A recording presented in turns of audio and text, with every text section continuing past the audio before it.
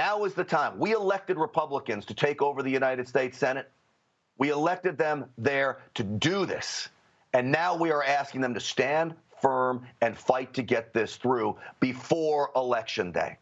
Again, it won't matter if President Trump wins. That's going to be up to you to make sure that happens on Election Day. But God forbid something crazy happens in the United States and Joe Biden wins. Well, we lost a Supreme Court justice pick that we should have on behalf of the president. And when I talk about future generations, you are talking about gun rights that are at stake. You're talking about religious freedom that is at stake. You're talking about First Amendment rights that are at stake. Just about everything that is important to you ultimately goes to the Supreme Court. This is why this is such huge news. It's not just because Ruth Bader Ginsburg sat on that court. She had been an icon for nearly 30 years. God rest her soul. But this now is about the future of this nation. All right, as we said, I do believe we have Tom Fitton from Judicial Watch. Tom, welcome to the program. I appreciate you coming on tonight. This is blockbuster news. I don't know how else to explain it. It is. It's a big surprise. Everyone understood that she had been sick, or Justice Ginsburg had been sick, but no one was expecting her to pass away less than 2 months before the election.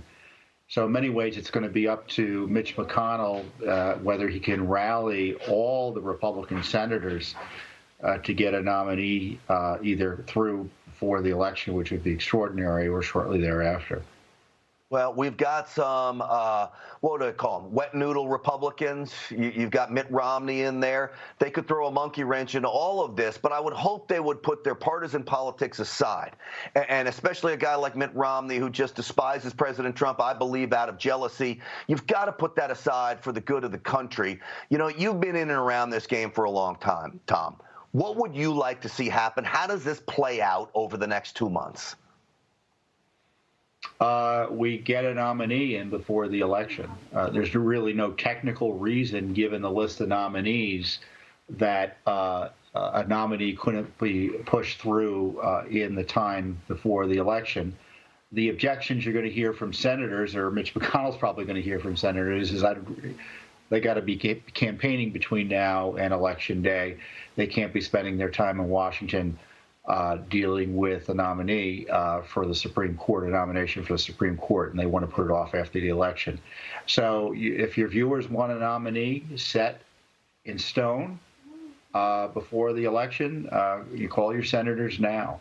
Certainly senators on the Judiciary Committee. Lindsey Graham is the chairman of the Judiciary Committee, so he's got a lot of heavy lifting to do as well. You know, Tom, this is why elections matter. This is why it matters who we elect as president. This is why it matters who we elect as a United States senator, and we have a majority now in the United States Senate. And so I remember when Scalia died, and the big argument was let the voters decide, let the voters decide, let the voters decide. But in the end right now, we have the power to make sure we do what is right and what we elected these senators to do. There is the issue of this filibuster. Can that be used in the advice and consent of the United States Senate to approve a Supreme Court pick by the president? I don't think it's going to be used to stop. I don't think it applies to the Supreme Court here, so it's not going to work. They have the majority of Republicans to allow the president, in theory, to get his choice. The question is there a majority plus one of Republicans available? You pointed out Mitt Romney, Lisa Murkowski, who's the Republican from Alaska. Susan Collins, I think, is going to be is going to probably support a nominee and approve of the idea of moving a nominee forward quickly. And she's facing, I know, a tough race up in Maine, but I don't think she's going to abandon all of her principles in order to remain in the Senate, or put her principles before her honor there. Put her principles before and make sure that the Supreme Court, when you have a Republican Senate and a Republican president, are able to is able to fully function. Now, the left is going to point to Justice Garland, no, actually, no, he's not Justice Garland, but to Merrick Garland, who was proposed by Barack Obama during an election year. And the difference there is you have the opposite party control the Senate. So that rarely and that's happens. a huge difference, Tom. This is what I mean by elections matter. Now, they're going to cry foul then. Oh, well, you said let the voters decide back when Garland was nominated. But again, we have rules to a game, and we follow the rules to the game. And so that's the way the cookie crumbles in politics. So if you want to have control of the United States Senate, well, then you got to elect a majority of senators. They don't have it right now, which is why for the people at home, you've got to understand why these elections are so important. Tom, you have been so instrumental when you talk about constitutional issues, making sure that the Constitution is followed from inside government and beyond. We've got huge issues at play. And when you look at Joe Biden and Kamala Harris as the most liberal tandem to ever try to win the White House, they could fundamentally change this country forever if President Trump doesn't get this pick in and you get Joe Biden nominating somebody. Yes, and that puts a lot of pressure on the Republicans to approve a pick. Now, the interesting issue for Joe Biden is, who would he put in? The president has a list of many established jurists who would probably be excellent Supreme Court justices, almost all of them. And he's put that list out there. All those names are public. And presumably he'll be picking from one of those names when he makes his nomination. Joe Biden hasn't told us anything about who he proposes. He hasn't given us any names. I mean, we know generally what his judicial philosophy is likely to be, but he may have to put it up now, a list of names for those who he would like to put on the Supreme Court. He may not be able to avoid having to justify the radical appointments and highlight the radical appointments he's likely to make. And this doesn't mean you vote, I'm not saying vote for or against Joe Biden. I'm saying is that because of the politics of the moment, he may not be able to get away with not putting his list of names out there. You can't criticize if you're running for the presidency as a nomination for the Supreme Court. It comes open, and you're telling us you're not going to tell us who you're going to put in there. I don't think that's going to fly. Not to take away from the death of Ruth Bader Ginsburg and what her family is going through, and we're talking about politics instantly on this, but, this is the future of our country. And so we really are left no choice but to talk about things like this. And when you talk about Joe Biden having to offer up who his potential nominees would be, this is a devastating prospect for him. Just the sheer fact of Ruth Bader Ginsburg dying and now putting this entire situation at play is a horrible situation for the Democrats to find themselves in. Now, the Republicans, for once, and I can't remember the last time I really felt like we had the upper hand in Washington, but we do right now. Nancy Pelosi is out of it. We don't need the House of Representatives. What we need is the United States Senate and Mitch McConnell to stand firm. Is Mitch McConnell shaking in his boots right now? Oh, I don't think Mitch McConnell shakes in his boots about much. He's a cool cucumber.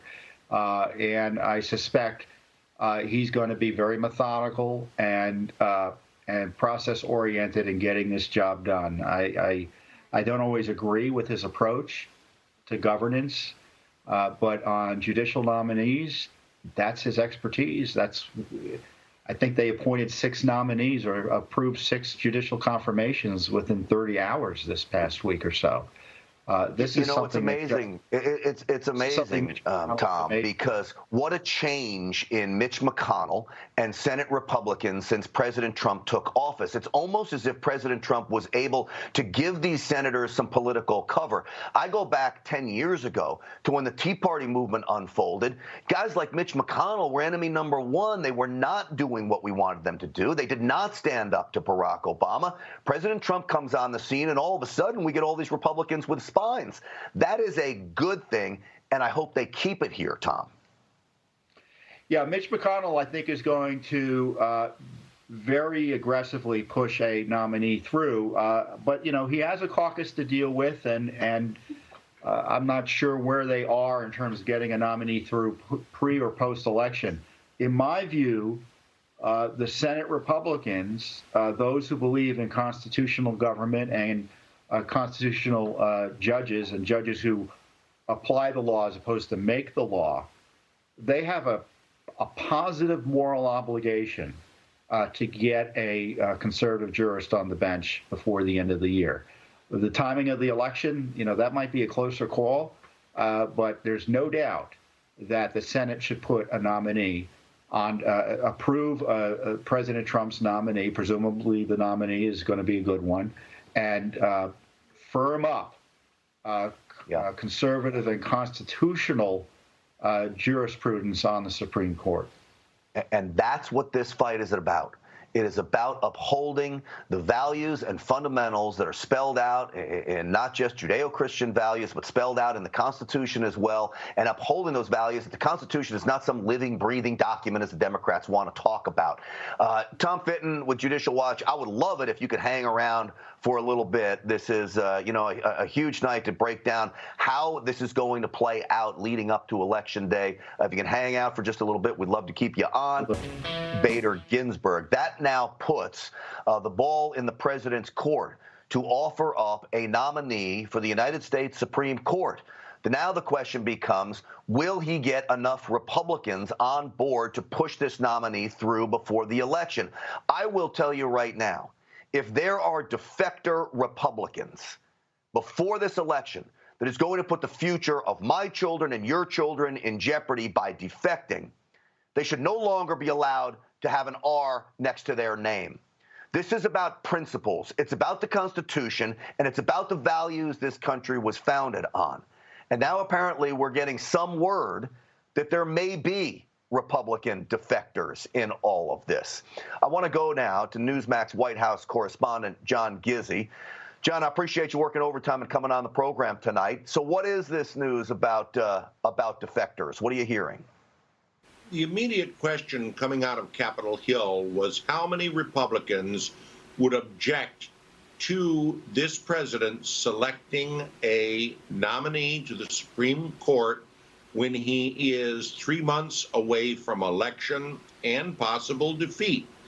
And it should be pointed out that the argument that Senate Majority Leader Mitch McConnell made 4 years ago was that Barack Obama's nominee, Merrick Garland, could not be even given hearings to be on the Supreme Court because President Obama at the time had less than 8 months to his term.